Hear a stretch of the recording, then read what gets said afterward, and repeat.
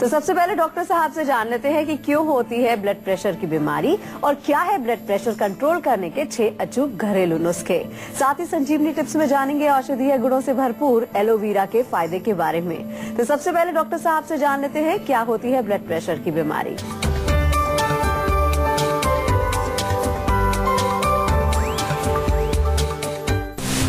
सिरदर्द, अनिद्रा, चक्कर, आंखों के आगे अंधेरा, तो हो जाइए अलर्ट, क्योंकि खतरनाक है ब्लड प्रेशर।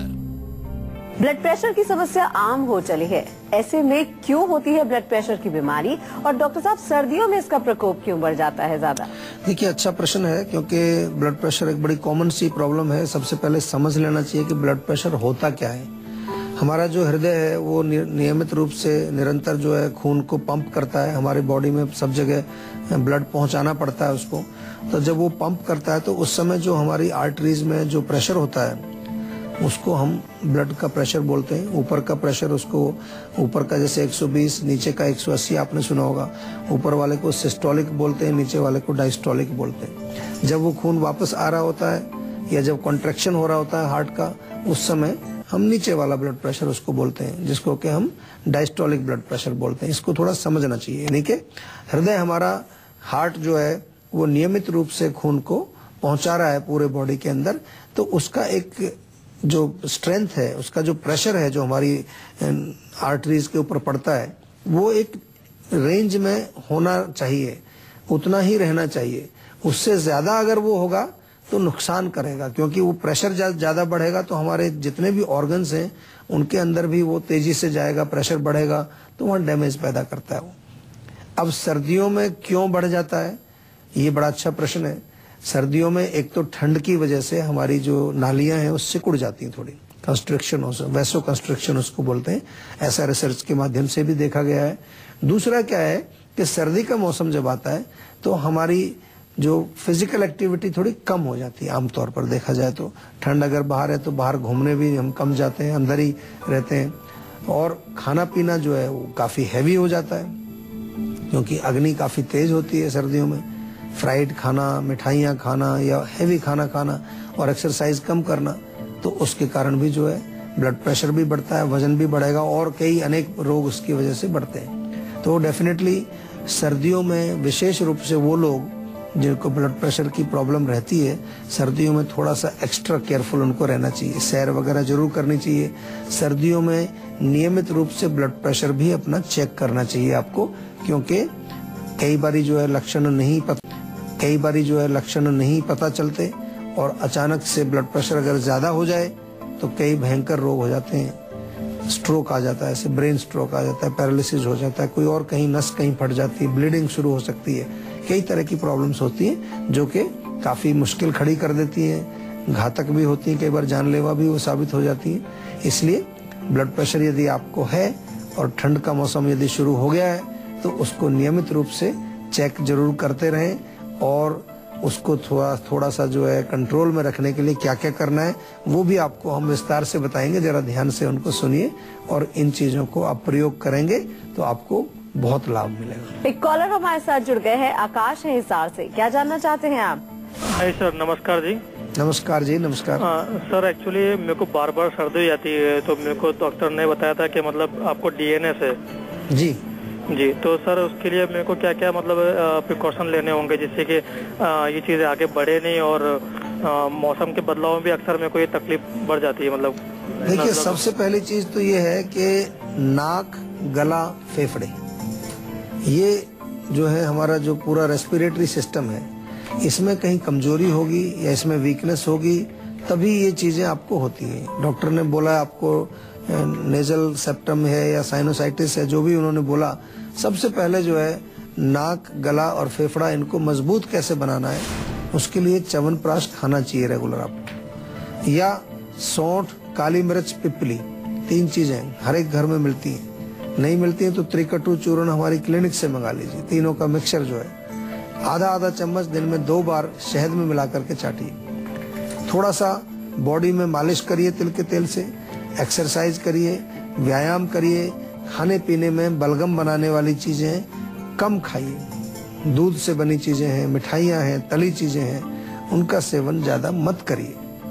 छोटी छोटी सी चीजें हैं, मुश्किल नहीं है, आपका बहुत फायदा करेंगी, आपका रोग भी ठीक रहेगा, आपका जो है शरीर भी स्वस्थ रहेगा।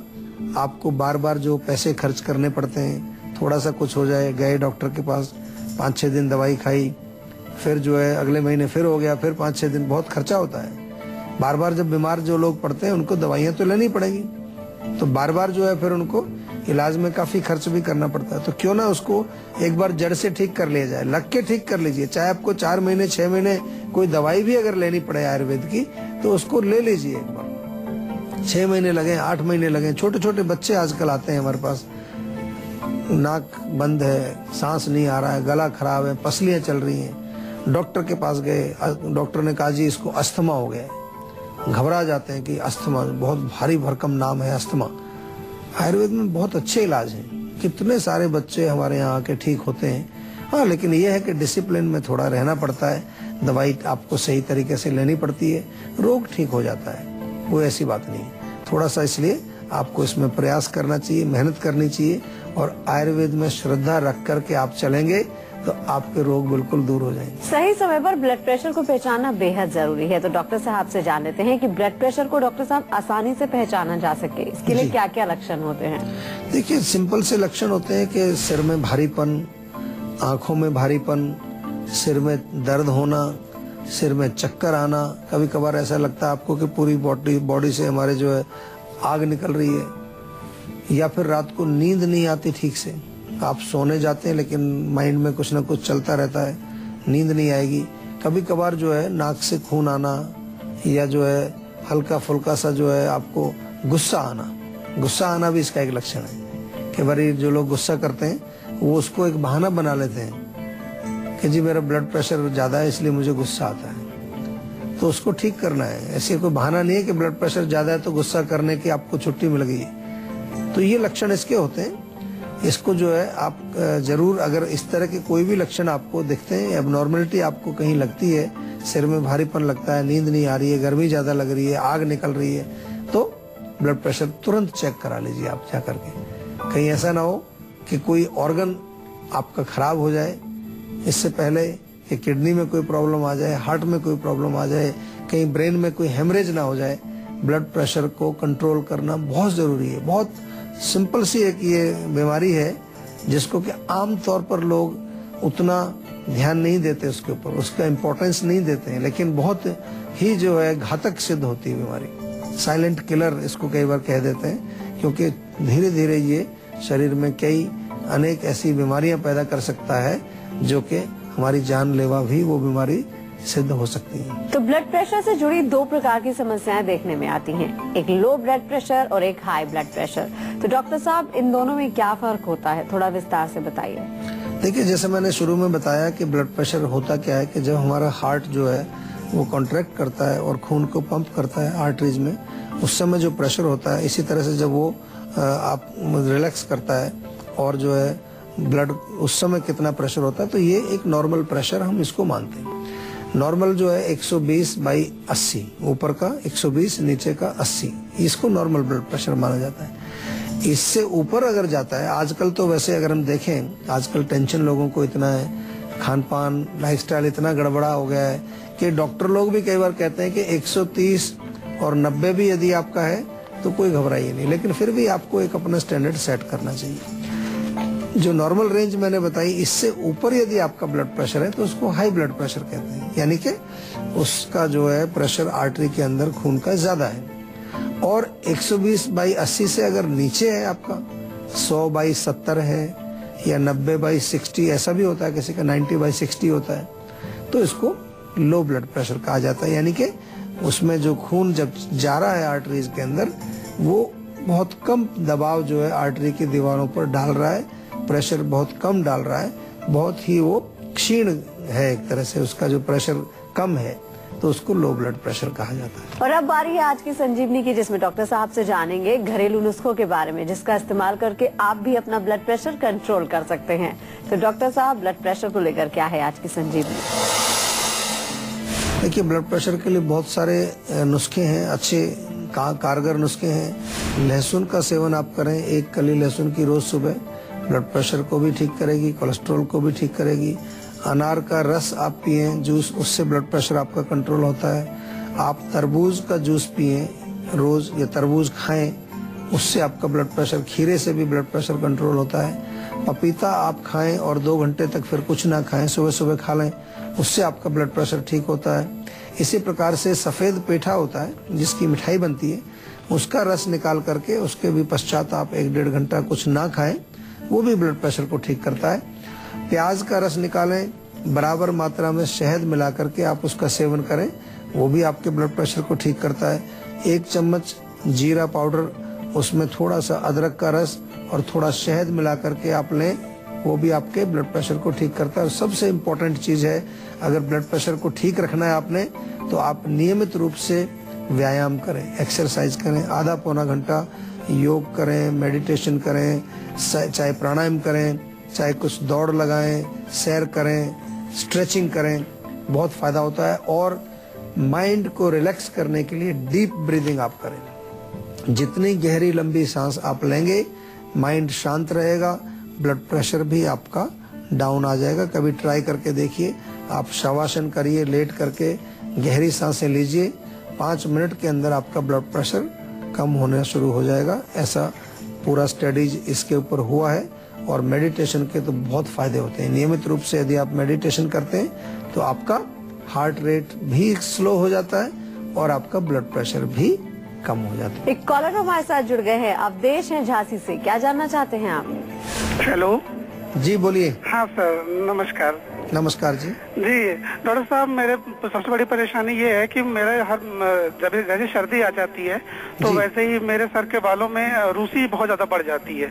अच्छा। और फिर मेरे बाल भी बहुत झड़ने लगते हैं। अच्छा। और मैंने मतलब जो घरेलू उपाय भी होते हैं थोड़े बहुत हम करते रहते हैं, उससे भी कोई लाभ नहीं हो रहा है।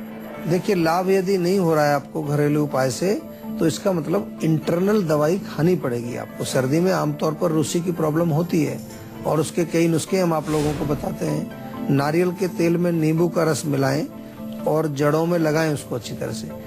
जीवा से नीम का शैम्पू मंगाएं, उससे रोज बाल धोएंगे तो आपको डैंड्रफ गायब हो जाएगा बिल्कुल। इसके अतिरिक्त जो है, दही से बाल धोने से भी फर्क पड़ता है। लेकिन अगर आपकी समस्या जो है गंभीर है, नहीं जाती है इजीली, तो फिर खाने वाली दवाइयां कुछ हमें लेनी पड़ती हैं, जो हमारे वात पित्त कफ, जो हम दोषों की बात करते हैं, जो दोष हमारे बिगड़ गए हैं उनको वापस उनकी साम्य अवस्था में, उनके नॉर्मल स्टेट में लाना बहुत जरूरी होता है, ताकि हमारा जो है शरीर के नियमित रूप से जो होने वाले जो कार्य हैं, क्या क्या चीजें शरीर में बन रही हैं, वो सही रूप से बने, विकृत ना हो। तो इस प्रकार से आप चिकित्सा करें इसकी। और कोई समस्या यदि बनी हुई है किसी प्रकार से, तो हमारे डॉक्टर से विस्तार में भी आप बातचीत करके कंसल्टेशन करें, ताकि उसका जड़ से इलाज हो सके। किसी भी बीमारी की रोकथाम के लिए डाइट का खास योगदान होता है, तो डॉक्टर साहब बताइए कि ऐसे में अगर बीपी बढ़ता है तो क्या खाएं और क्या ना खाएं? बीपी अगर बढ़ता है तो सबसे पहले देखिए, चाय, कॉफी, तम्बाकू, अल्कोहल ये बिल्कुल बंद कर दीजिए। जो स्टिमुलेशन वाली चीजें हैं, बहुत ज्यादा जो गर्मी बढ़ाती है, हीट बढ़ाती है, उनको बिल्कुल नहीं सेवन करना चाहिए। नमक बहुत बड़ा रोल प्ले करता है, नमक आपको कम करना चाहिए, बल्कि छोड़ना चाहे छोड़ भी सकते हैं। तो ये चीजें जो है आपके ब्लड प्रेशर को बढ़ाती है। टेंशन, स्ट्रेस, ये भी ब्लड प्रेशर को बढ़ाती है। और क्या चीज खाएं, उसके लिए तो बहुत सारी चीजें हैं। आप जो है एलोवेरा का सेवन कर सकते हैं, उससे बहुत फर्क पड़ता है।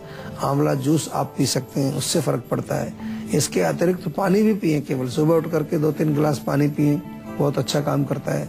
और भोजन जो है वो थोड़ा सा मसाले उसमें ज्यादा प्रयोग ना करें, सात्विक भोजन हो।